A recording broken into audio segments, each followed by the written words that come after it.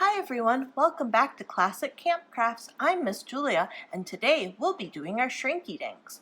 For this project you will need your grown-ups help. You'll need either an oven or a toaster oven to bake your Shrinky Dinks so they go from big and they'll shrink to little. So you'll want a grown-up to help you with this project. You'll also want your Shrinky Dink plastic, either your clear frosted plastic or the white one, whichever came in your kit, your colored pencils, your pencil sharpener, your self-sticking pin backs, and your scissors. So the first step of this project is to color some designs onto your Shrinky Dink paper. I'll just show you one example one. So one thing you want to remember with Shrinky Dinks is that they go from big to little. So if you were to cover up this whole sheet of Shrinky Dink with your design, in the end it will probably be about 1/4 of the size. So when you're thinking about it, make sure not to make your designs too small. If you make them too small, they'll end up very, very tiny and they won't fit on your pin back very well.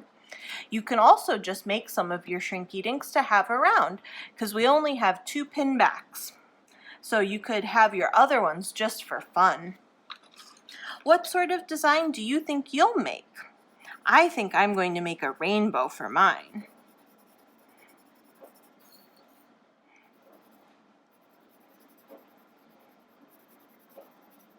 If you enjoy making your Shrinky Dinks, Shrinky Dink paper is available at crafting stores.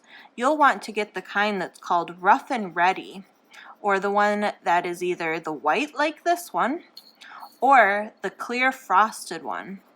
These ones, you're able to color on them with colored pencils. If you get the other one that is the clear and shiny kind, you'll need to use Sharpies or other permanent markers for that. That's why I like these ones better. You can do them with just colored pencils.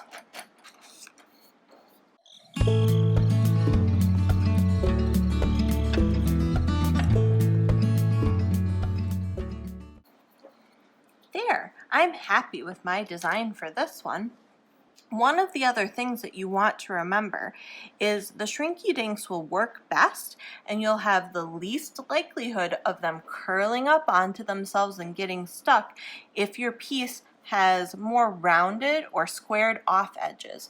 If you do something that has lots of little squiggly edges, like say if you were to do your hand traced out, what happens a lot of the time is that the skinny areas will curl up and get stuck to the big part, and it will be very hard to get them off.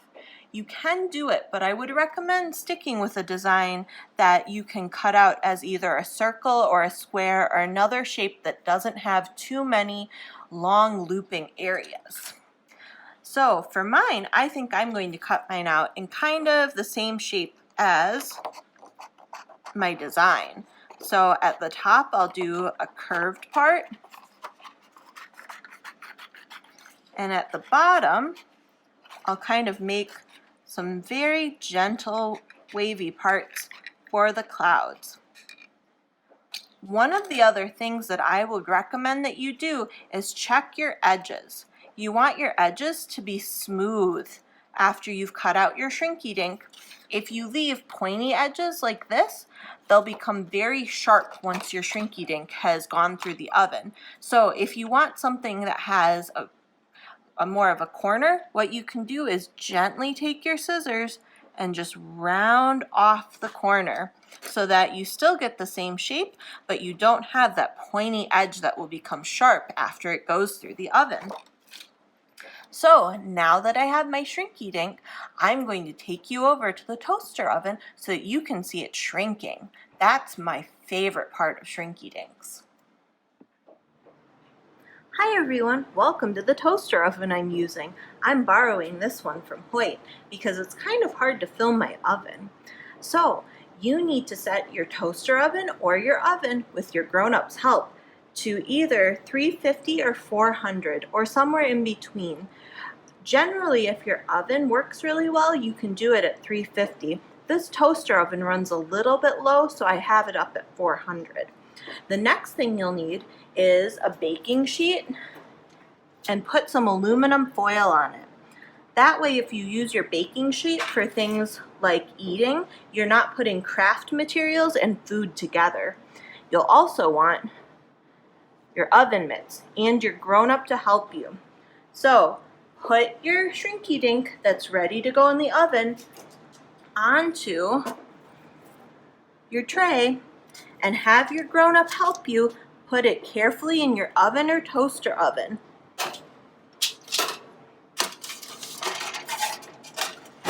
Now this is my favorite part.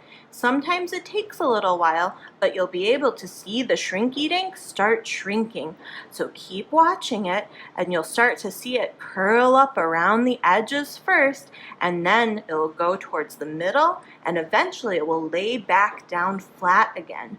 You want to wait until your Shrinky Dink is flat. There it goes.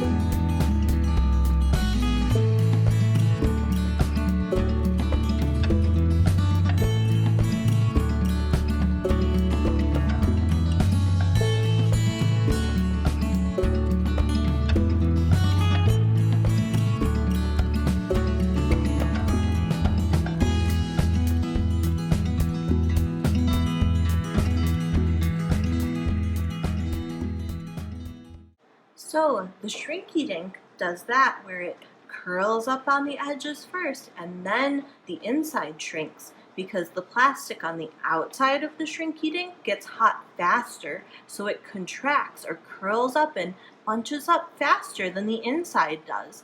That's why you just need to be patient and wait for it to all curl up and contract into a tiny little Shrinky Dink, and it will lay back flat if you just give it a little bit of time.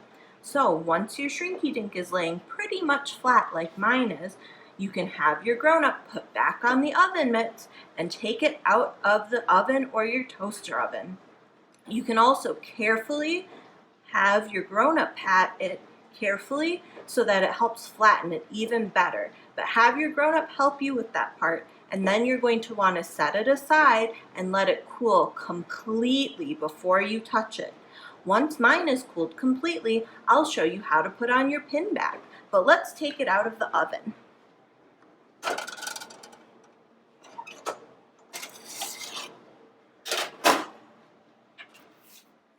Hi everyone, my Shrinky Dinks are done cooling off now. I decided to make a second one so I can make one pin for me and one pin for Miss Carrie. One of my favorite things about classic camp crafts and crafts in general is that you can share them with the people that you care about.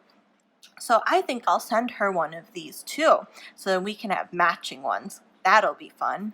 So for the last part, once these are all the way cooled, and make sure to have your grown-up help you figure out if they're cool enough yet, what you'll do is you'll take your pin back, and these are self-sticking.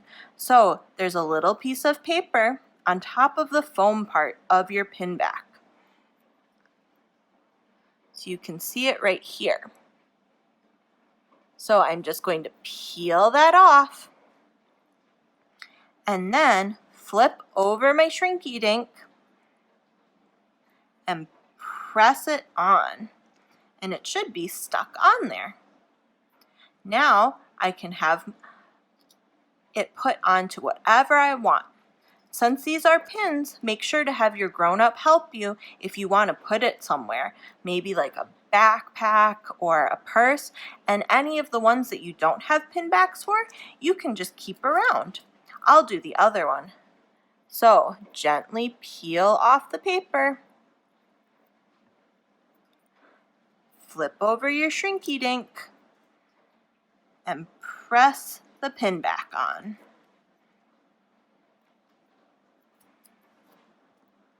Well, I hope you enjoy making your Shrinky Dinks, and maybe you can make a second one for somebody that you care about too. I hope Miss Carrie enjoys her Shrinky Dink that I've made her. Happy crafting! Bye!